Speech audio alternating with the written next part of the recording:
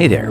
Today we're looking at Bokeh, which is a sound library and sample pack by Otaku Sound, which, spoiler alert, is me. Bokeh is a sound library that I started building for myself many months ago, and when I realized that I love recording sessions where I make like textural beds that sit behind and underneath the foreground elements and compositions and songs, I thought, maybe that would be useful to other people. So I started building a library of these, and I found the collection to be highly valuable and versatile in my own music. So I decided to flesh it out and share it with you. So if you want to download it, there's a link down in the description, and while you're down there, hey, why not subscribe?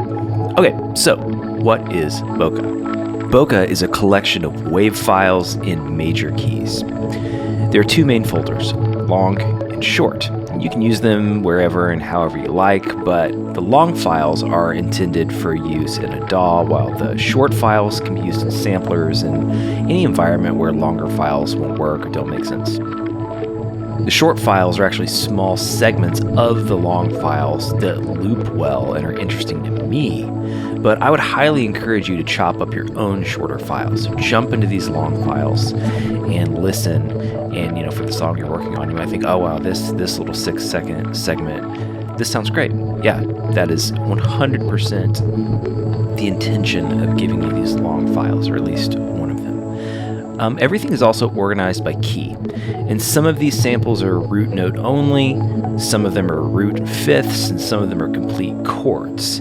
All that to say, the key folder that they're in is only meant to communicate that if you jam along in the key specified, you're probably going to be in safe territory. Again, experiment. As such, some of these samples actually work really well if you toss them into something like Ableton's sampler and play them polyphonically, and some not so much.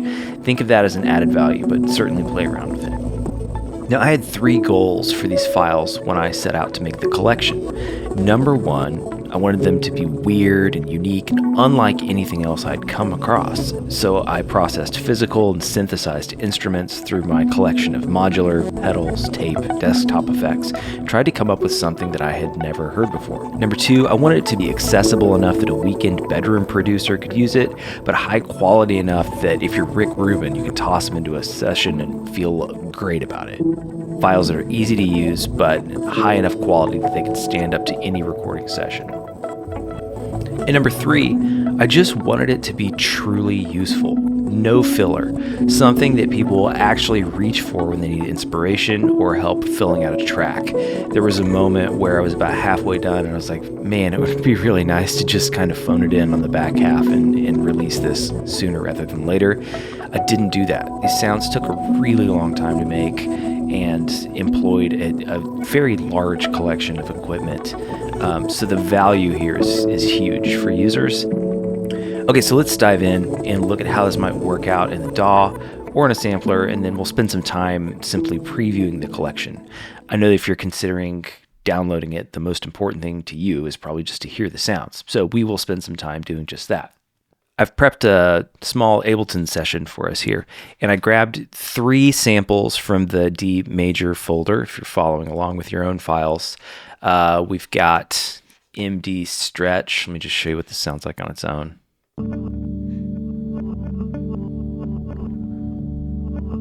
Kind of like little guitar harmonic pings pitched down.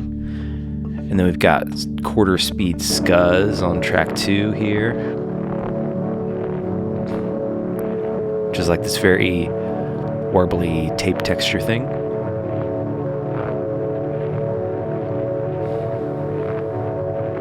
And on track 3,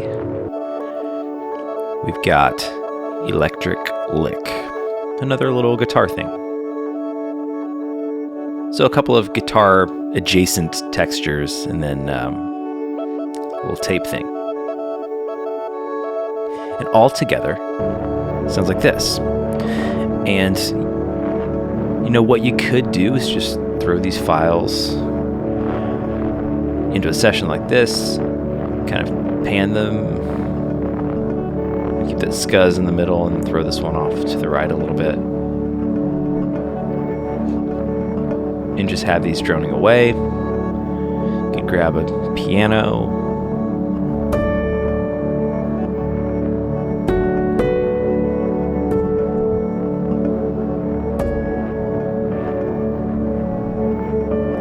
nice long delay on it.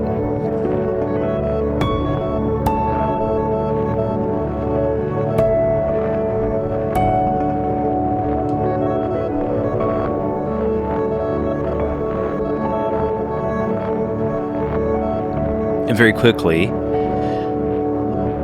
have a little piece, have a mood, have a composition if you're a film composer, where somebody is thinking about something, reviewing a decision that they have to make, whatever, I don't know. The point being that these 3 files played together offer a very quick way to get something going.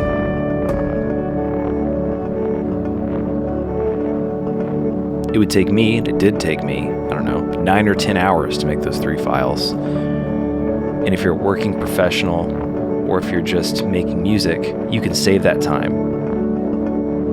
But let me give you a few tips and tricks for working with these files the way that I work with them, because honestly, 3 files droning away like this is maybe a bit much. It's maybe filling up too much space.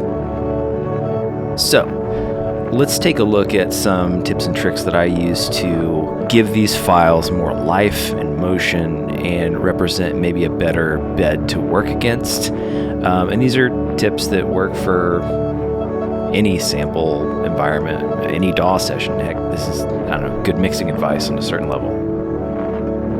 So the first thing I want to do is I want to make sure that these are not all just droning away at the same time. So we want to do some volume automation. Yes, you could go in with the pen tool in your DAW and spend many hours doing it that way, but let me show you a way that I like to go about this in Ableton. First, we'll grab a utility,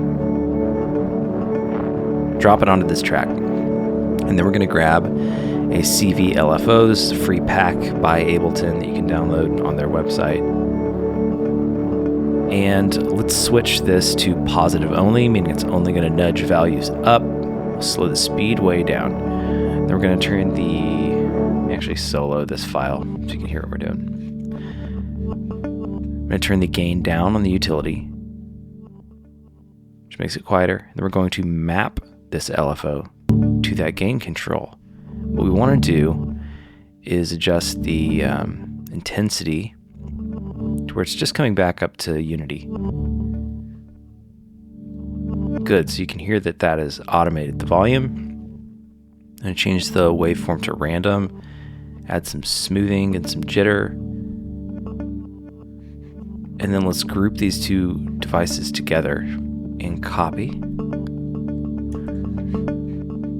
And then let's paste that onto this one. And we'll adjust the strength a little bit. And we'll change the speed so they're not happening at the exact same cadence. Adjust the smoothing way up. And change the phase. Okay, so now when we listen to channels 1 and 3 together,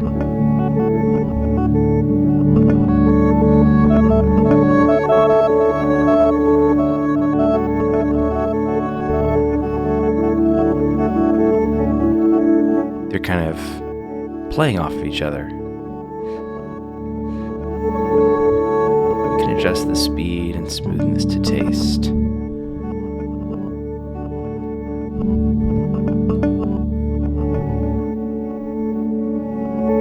So now they're not just like hammering away at the same time and filling up all the same space. They're moving against each other really nicely. This is a good trick for all of your music, but I really like it for Bokeh.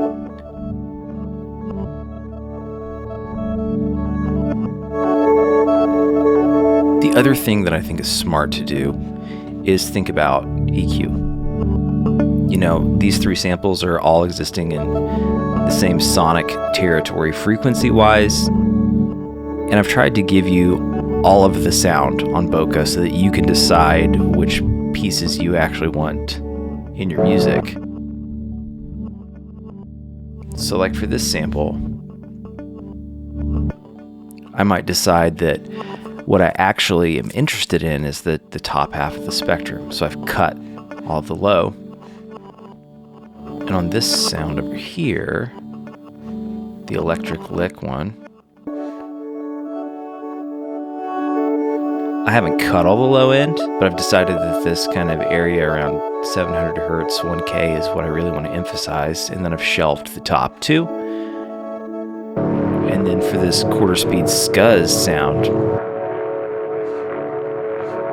I've decided that what really interests me, you know, although this file has a lot of sonic information to work with, in this composition, what really interests me is this little area at 2K, which is like a lot of that just tapey stuff, that kind of scuzz.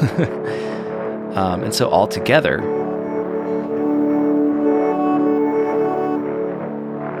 with the volume automation, which I've not done on the scuzz, I want that to just drone away. Get our relative volumes adjusted. And now we've got a bed that feels like it's alive, like it's moving, and like it's ready for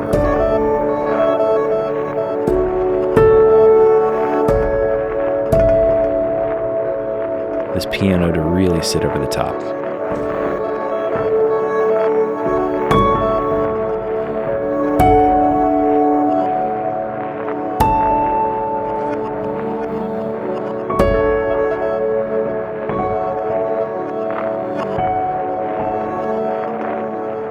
So yeah, in a few minutes, using Bokeh, we've arrived at a composition that feels nice for its moment. Saved us a lot of time, but it's still high quality, it's very unique, and we've adapted it to fit our purposes. And the last thing we'll do here is I wanted to mention, with very few exceptions, all of the samples in Bokeh are dry. They've not been subjected to reverb or really a lot of delay that would suggest a physical or acoustic environment. And I did that because I wanted you to be able to add your own reverb and make them sit in your song. So I will throw on the reverb that is on my bus, which is Valhalla Vintage Reverb.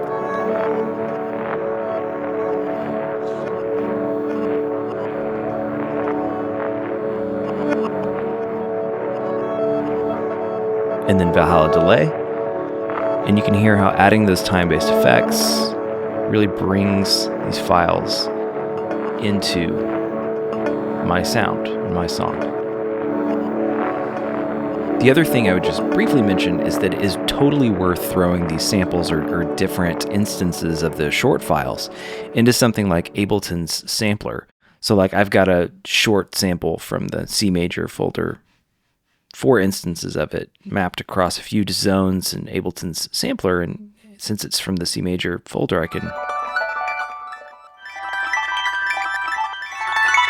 play it polyphonically.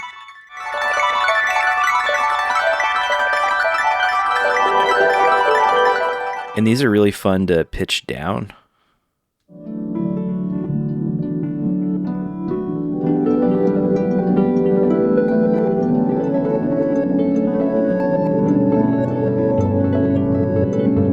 That's really pretty. So definitely spend some time tossing the short files into a sampling device, and some of them work better than others. The ones that are like only root note work really well for playing in whatever key you want to play in, and then the ones that are like fifths or chords or whatever, your mileage may vary, but I've had some good luck with it. The other thing I love to do is have a sound bed drone away against just a simple arpeggio. This is oodles of fun.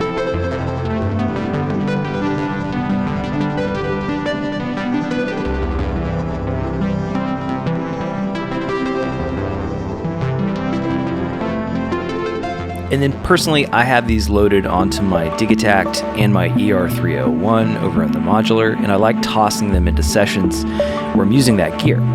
On the Modular, I love sending several different samples through weird filters and effects. Like on a jam the other day, I sent one file through a fixed filter bank and another through a pair of Dupfer diode low-pass filters, and then had Data Bender and C-Legs on sends. And then a simple synth line, I think it was an STO, through a low-pass gate on top. Boom. It's just easy magic.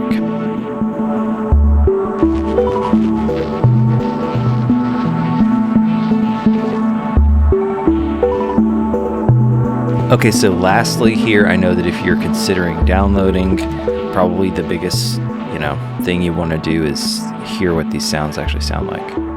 Imagine that. So let's just kind of randomly click around. I've got them loaded into the browser over here in Ableton, and let's just listen to some files. I'll pick 5 or 6 from each folder and let them play for a few seconds so that you can hear the general vibe, and then we'll be done. Thanks for watching. Again, like and subscribe. And if you want to download Bokeh, it's in the description. And I hope you enjoy. Please let me know what you make.